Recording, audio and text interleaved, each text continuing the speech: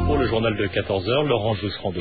La neige, le retour des vacanciers et les nouveaux départs vers les stations de ski rendent la circulation toujours délicate cet après-midi. Une journée rouge sur les routes de Bourgogne, de l'Est de la France, mais aussi en Rhône-Alpes. Pour l'instant, justement, en Rhône-Alpes, les difficultés sont signalées surtout sur l'A43, Michel Berga. Sur cet axe, en raison de neige sur la chaussée Salagencourt entre Aiguebelette et la Tour du Pin, le trafic est ralenti dans les deux sens. Plus haut et toujours sur cet A43, 7 km de retenue au niveau de Chambéry en provenance des stations de la Tarentaise. Retour cette fois de Haute-Savoie avec une attente sur une douzaine de kilomètres à la barrière de péage de Nangy. Et dans la traversée de l'Ain, le déneigement de l'autoroute des Titans, la 40 se poursuit. Ralentissement dans les deux sens pour le secteur de Pondin. En direction de la neige, vous êtes ralenti sur l'A31 à hauteur de Langres. Quant à l'autoroute du Sud, les chasse-neige sont toujours en action dans la traversée du Morvan. Résultat, 26 km de retenue dans le sens de la descente et circulation à l'accordéon dans l'autre sens entre Beaune et Auxerre.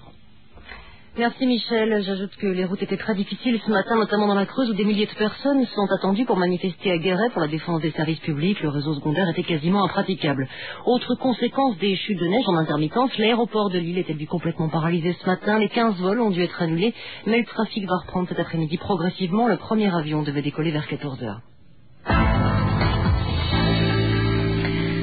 Julian Asgrena est donc de retour en Italie. L'avion qui la transportait depuis Bagdad en Irak s'est posé en fin de matinée à Rome. La journaliste blessée à l'épaule a aussitôt été hospitalisée. Elle devait subir une deuxième opération. Elle souffre d'une fracture de la clavicule.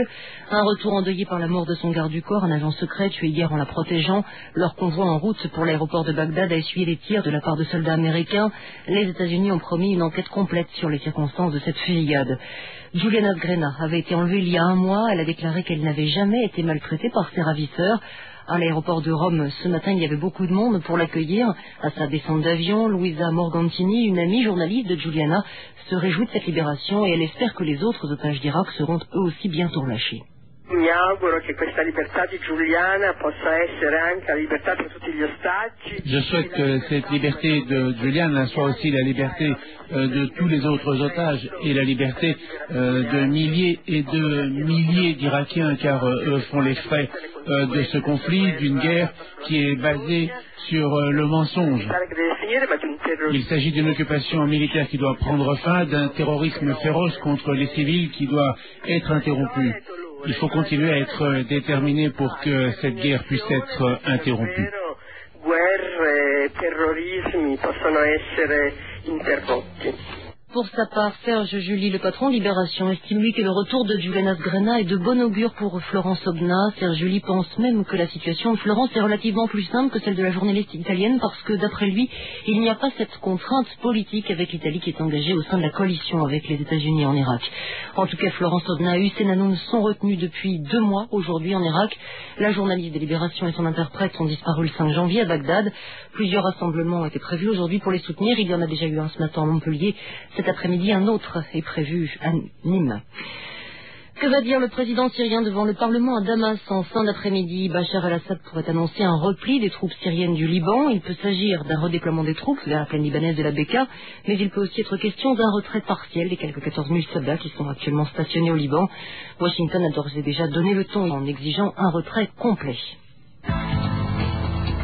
France Actualité, Laurent Jousserando.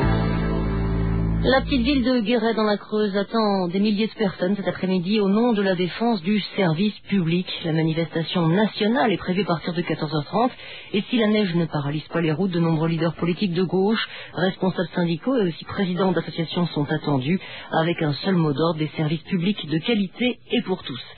Une autre petite ville, elle, est derrière son usine. C'est la commune de Vitry-le-François dans la Marne. Elle a organisé une journée ville morte aujourd'hui pour aider les salariés de Cadente-la-Mort, une entreprise centenaire qui fabrique du matériel de production pour l'industrie de papier. Les dirigeants américains de la société ont décidé de délocaliser une partie de leur production vers les pays de l'Est, notamment avec 136 suppressions d'emplois à la clé. La population, elle craint une fermeture définitive du site. Les habitants, épaulés par des politiques de tous bords, manifestent et bloquent la circulation. Écoutez ce que dit le maire UMP de Vitry-François, Michel Biard.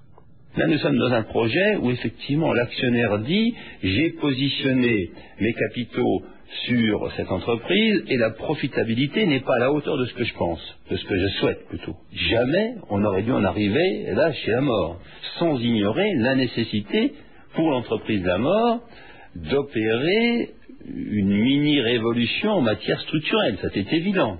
C'est peut-être aussi là un des problèmes de l'entreprise La Mort, de ne pas avoir su s'adapter au bon moment et d'en payer aujourd'hui le prix fort. En tennis, le double entre la France et la Suède cet après-midi en Coupe Davis va départager les deux équipes. Elles sont pour l'instant à égalité après les deux simples d'hier, un partout. La paire Clément-Liodra affronte Björkman et Aspeline. Un match à suivre à partir de 14h15. Nous serons en direct. En ski, l'Autrichien Hermann Mayer a remporté la descente, comptant pour la Coupe du Monde. Il a devancé son compatriote Schreiber et le Suisse Hoffmann. Il y a du football ce soir. On joue pour le compte de la suite de la 28e journée du championnat en Ligue 1. Lens reçoit Auxerre à 17h15. Les autres matchs seront joués à partir de 20h, suite et fin demain avec Marseille qui ira jouer à Saint-Étienne. Et puis, il y avait aux amateurs, la nouvelle saison de Formule 1 commence la nuit prochaine avec le Grand Prix d'Australie à Melbourne. Une course à suivre en direct sur France Info à partir de 4h du matin pour les inconditionnels. Enfin, merci à tous les étudiants pour leur confiance envers France Info. Des étudiants qui ont élu France Info meilleure radio d'information. C'est le résultat d'une étude réalisée auprès de quelques mille jeunes âgés de 18 à 25 ans par la junior entreprise de l'École supérieure de commerce de Rouen. Des jeunes étudiants ou élèves de grandes écoles. Les autres lauréats sont Le Monde, désigné meilleur quotidien, envoyé spécial dans la catégorie magazine d'information, et puis le journal télé de 20h de France 2. Il est 14h08.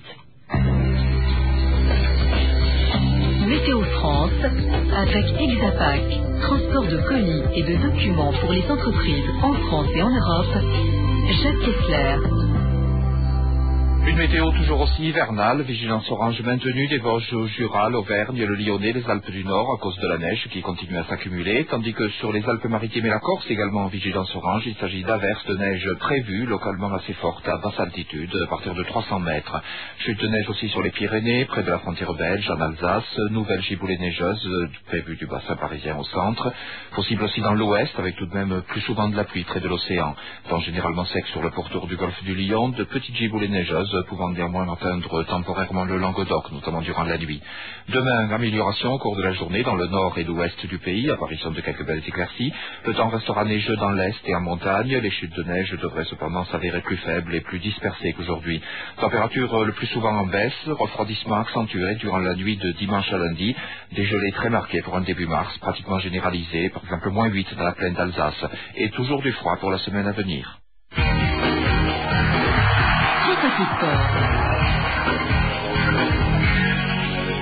Peut-être qu'une saison de Formule 1, c'est comme un mariage. Si elle est plus vieuse, elle est heureuse. La première séance d'essai qualificatif du premier Grand Prix de la saison en Australie.